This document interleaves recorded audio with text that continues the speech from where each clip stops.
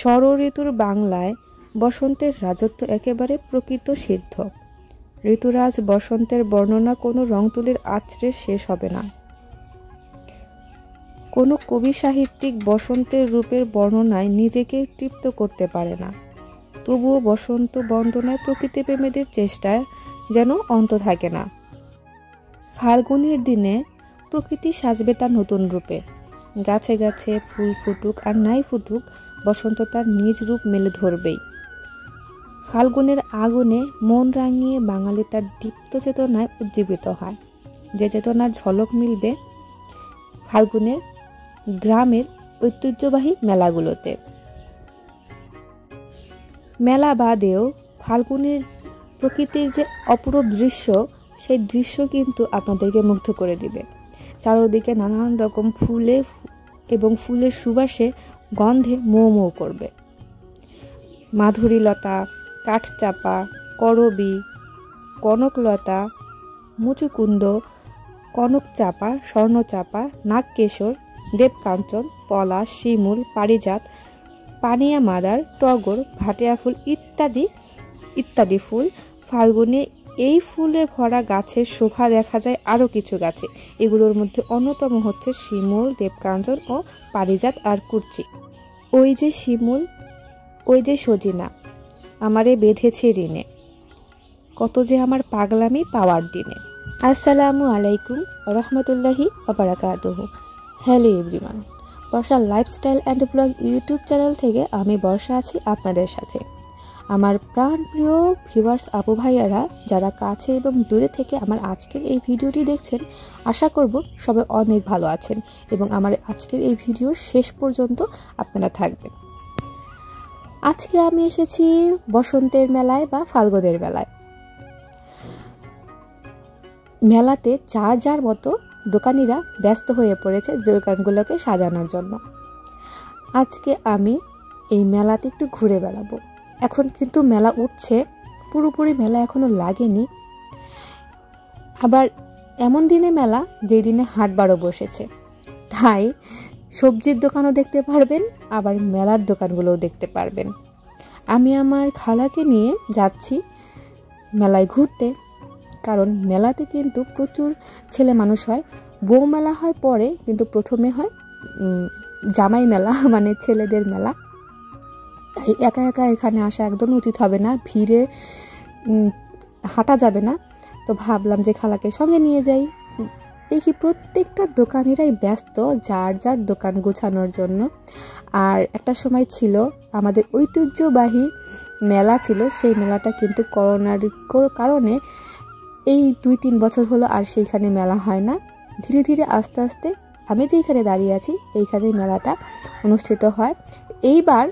এইবার প্রথমবারের মতো ঢোল দিয়েছিল যে মেলা হবে, মানে আগের যুগে রাজাদের সময় যেরকম ঢোল পিটিয়ে বলা হতো, ওইরকমভাবেই বলা হয়েছিল যে মেলা হবে আজকের দিনে।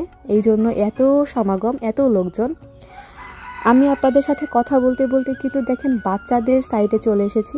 কাঠের কত জিনিস, রং বেরঙের জিনিসপত্র বানিয়ে নিয়ে এসেছে, তার সাথে মেয়েদের ছোট্ট ছোট্ট হাঁড়ি পাতিল, তারপরে আমাদের মা বোনদের প্রয়োজনীয় সংসারের খুঁটিনাটি অনেক কিছুই কিন্তু এই মেলাতে পাওয়া যায়।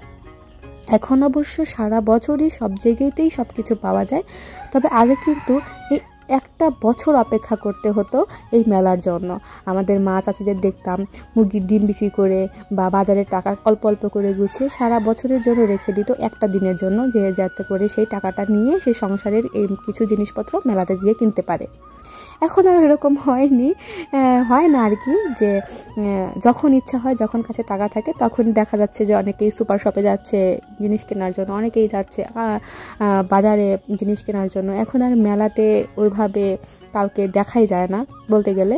তারপরেও মেলার অনেক জিনিস দেখে আমার সেই শৈশবের কথা মনে পড়ে যাচ্ছে, তারপরে স্মৃতিগুলো মনে পড়ে যাচ্ছে। আর কি বলবো, অনেক অনেক কিছুই মনে পড়ছে, তবে এত কিছু বলা তো আর সম্ভব নয়। আপনারা দেখে নেন যে কত কিছু এইখানে উঠেছে।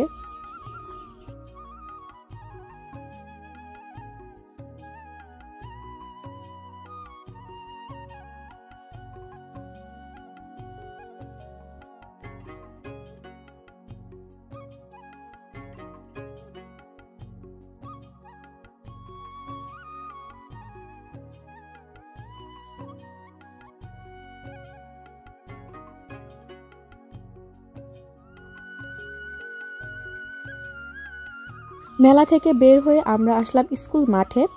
আর স্কুল মাঠে কেন আসছি সেটাও আপনাদেরকে দেখাবো। শুধু মেলাতে ঝুড়ি, বুন্দিয়া, জিলাপি, মিষ্টি, খই, মুড়ি, হাঁড়ি পাতিল, বাচ্চাদের খেলনার জিনিস, বড়দের জিনিসপত্র এগুলো তো থাকেই। তার সাথে মেলাকে অনেকভাবে আকৃষ্ট করা হচ্ছে নাগরদোলা। ওই যে নাগরদোলা দেখতে পাচ্ছেন, আগে কিন্তু আমরা 2 টাকা করে নাগরদোলায় উঠতাম, 2 টাকার, আর এখন মাথা প্রতি হচ্ছে 20 টাকা। আমি শুনে তো থ হয়ে গিয়েছি যে অনেক বছর পর এই নাগরদোলাতে উঠবো, শখ করেছে। তাও দেখি যে মাথা প্রতি 20 টাকা।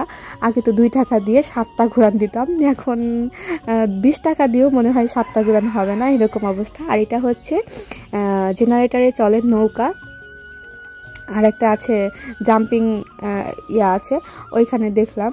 মানে এই 2-3টা জিনিসই আছে এখানে। এই যে এইটা বাচ্চাদের জন্য। আর ওইদিকে পিছনের দিকে হচ্ছে ফুচকাওয়ালা, চটপটিওয়ালা, হালিমওয়ালা বসেছে। তো এই হচ্ছে মেলার কথাবার্তা। আর এইটা দেখে আমার মনে হচ্ছিল যে আমি ভিতরে গিয়ে লাফাই, কিন্তু তা তো সম্ভব নয়, আমি তো বড় মানুষ, এখানে তো বাচ্চারাই লাফাবে। তো যাই হোক, আমার কিন্তু এই মেলাতে এসে ভালোই লাগছিল। আসলে আমি মেলাতে আসতাম আমার বাবার সাথে। প্রথম মেলা যখন হতো, এই মেলাটা না, আমাদের অন্য সাইডে ঐতিহ্যবাহী একটা মেলা থাকতো, ওইখানে আমি আমার বাবার সাথে আসতাম প্রথম মেলাতে। তারপরে আসতাম ফুফাদের সাথে। তারপর যখন ভাঙা মেলা হতো, বউ মেলা হতো, তখন আসতাম নানির সাথে আর মায়ের সাথে। আর এখন তো এই মেলাগুলো ঢোল পিটিয়ে একদিনের জন্যই করা হয়, তারপরেও দোকানিরা জোর করে 2 দিন রাখে, তবে মেলা কিন্তু একদিনেরই। কিন্তু আমাদের যে ঐতিহ্যবাহী সেই ফাগুনের বা বসন্তে বা চৈত্রের মেলা ছিল, সেই মেলাগুলো কিন্তু 1 মাস ব্যাপী হতো। আর স্কুলে গেলে তো প্রতিদিনই নাগরদোলায় উঠতাম। আর এইখানে দেখেন সেই ছোট্টবেলার সেই গোলা গোলা আইসক্রিম বিক্রি হচ্ছে, দেখে কিন্তু খুবই ভালো লাগছে। এটা কিন্তু পুরোটাই রং আর স্যাকারিনে ভরা, কোনো চিনি বা অন্য কোনো মিষ্টান্ন এখানে দেওয়া নেই। তবে আমরা ছোটোবেলায় এটা অনেক খেতাম। এটার দামও কিন্তু 2 টাকা ছিল, এখন এটা 10 টাকা করে হয়েছে। মানে জোড়া 10 টাকা, একটা নেওয়া যাবে না, 2টা করে দিতে হবে আর কি। তো দেখে ভালোই লাগছিল যে আসলে মেলাতে না অনেক পুরাতন জিনিস খোঁজ মেলে, যেটা আর কি আমাদের সচরাচর মেলে না। মেলাতেই আর কি অনেক পুরাতন জিনিস মেলে। আর মেলাতে আসলে শৈশবের কথা মনে পড়লে আমি একদম বাচ্চা হয়ে যাই। যাই হোক,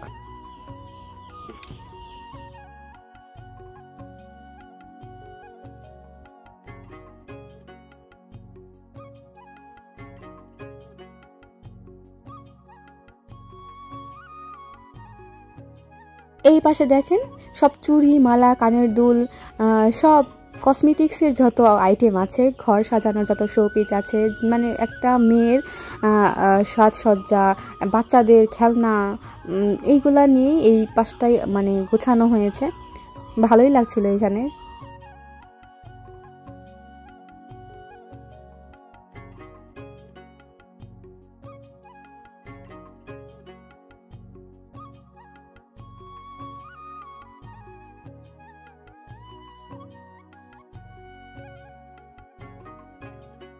কিছুক্ষণ এখানে থাকার পরে তো আমাকে ফোন দেওয়া হলো যে পেশেন্ট এসেছে, চলে আসো।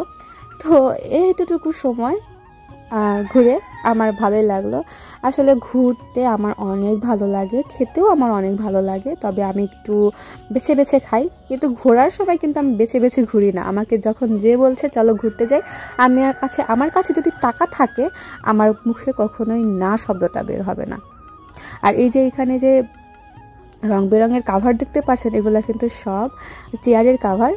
আর এই যে বুন্দিয়া, কত মজার এগুলা, কি আর বলবো। মেলার প্রধান আকর্ষণই হচ্ছে এই বুন্দিয়া। এই বুন্দিয়া না হলে, ঘরে ঘরে যদি এই বুন্দিয়াগুলো না থাকে, তাহলে মনেই হয় না যে মেলায় গিয়েছিলাম। আর হচ্ছে টমটম গাড়ি হচ্ছে রাস্তা দিয়ে যাবে, টমটম শব্দ আওয়াজ হবে, তাহলে বুঝবো যে হ্যাঁ, মেলা থেকে ঘুরে এসেছি।